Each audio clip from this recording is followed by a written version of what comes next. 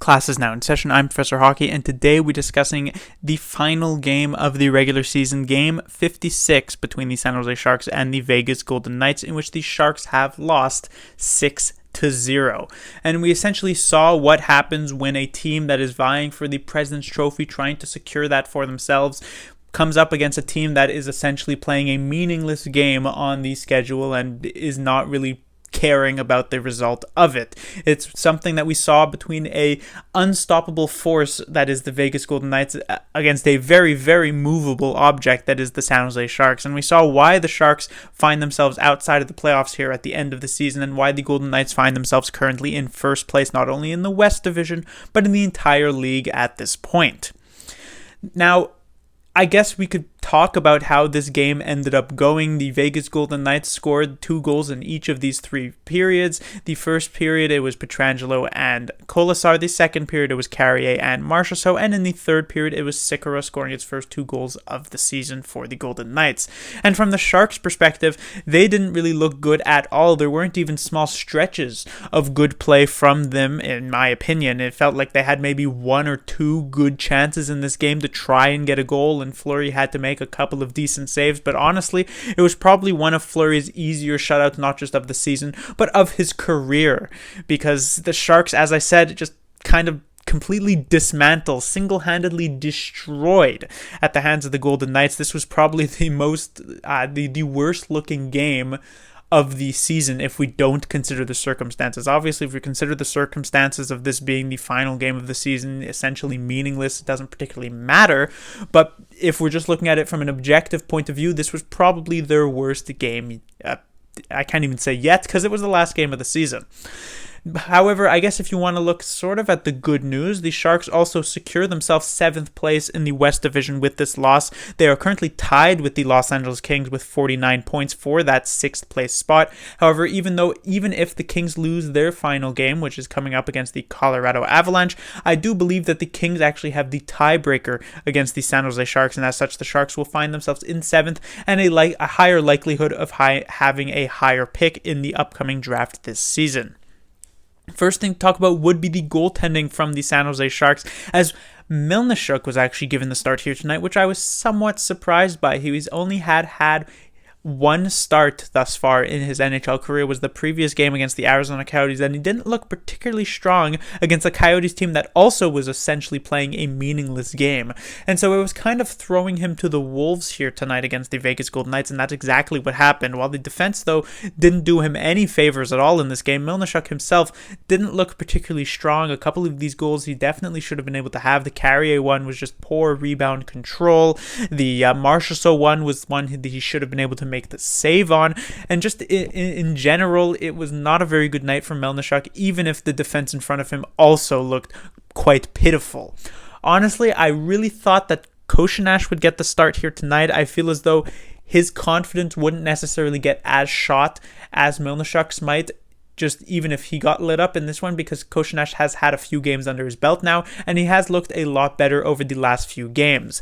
I also thought that there was even an outside chance that Martin Jones would get the start here tonight, as there is some talk about the fact that the Sharks could potentially buy out the rest of Martin Jones' contract this offseason, and so it's possible that we have seen the final game played by Martin Jones in teal, which would be kind of sad, to say the least. He was once, it's been a while, but he was once a very successful goaltender for the San Jose Sharks, and to give him a nice send-off here in this final game, even if he may have ended up getting lit up, it would have been a nice thing to see, especially since, it was only a couple of years ago where Martin Jones made, I guess you could say, history with his help in the victory over the Vegas Golden Knights in that 7-game playoff series. It feels like an eternity ago, but it's only been a couple of years since that moment.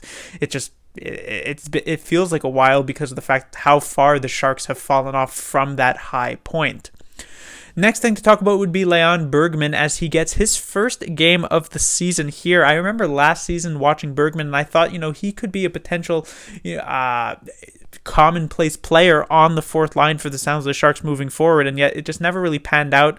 He didn't blow anybody away in training camp this season. He was not particularly impressive at the AHL level, and so he never really got the call up to the NHL, even though the Sharks were running a rotating cast of players on the fourth line. There certainly were not a lack of players being brought up. It just Bergman never really cut in front of the line, in front of anybody, because he just wasn't particularly impressive at the AHL level. But he finally gets the game here in this final game, and the biggest impact that he made on this one was taking a penalty and then immediately coming out of the box and taking a second penalty, which is not necessarily the impact that you want to have in your one game showcase. And so maybe it was just last year where I was thinking that Bergman could be, a possible common place player on that fourth line for the Sharks. And at this point, I don't even know if he'll play another game for the Sharks in his career.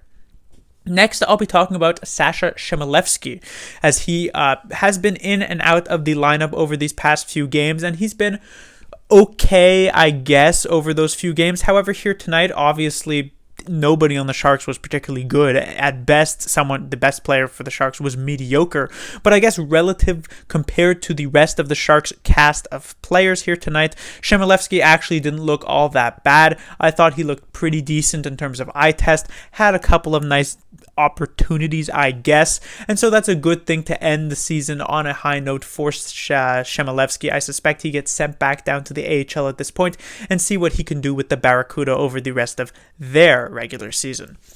And finally, let's talk about Patrick Marleau. So the San Jose Sharks at the trade deadline, they didn't have too many free agents to trade away, but they did end up unloading Devan Dubnyk. They did end up unloading Stefan Noesen. And so with those two players gone, the Sharks don't really have any unrestricted free agents to speak of. And so it's possible that a lot of these players will be returning next season. However, there are also some particular situations that could occur that could cause some of these players to depart. For instance, I talked about earlier the Martin Jones possibility of a buyout. I've talked about in the past Brent Burns potentially being up for the expansion draft and Seattle trying to take him in that. And Patrick Marleau is another candidate who absolutely may not be brought back next season. It doesn't seem as though retirement is in the future for Patrick Marleau, at least by choice, because he has said that he doesn't want to try and go another year, but I don't know if it is in the San Jose Sharks' best interest to actually bring back Marleau. The fact remains is that this season they bring in Marleau so that he can break the games played record, and they essentially have to play him all 56 games of the season just out of a sign of respect, to not only get him as many of those games played as possible, but also to keep up the consecutive games played, not record, but very, very high amount that he currently has, going over 900 consecutive games played for Patrick Marleau. And so if they were to sign him again next season, even though he's not necessarily that great of a player anymore, they would absolutely have to play him 82 out of 82 games. And the fact is that if the Sharks are in a position where they want to try and compete next season, Marleau isn't necessarily the best player to do that with.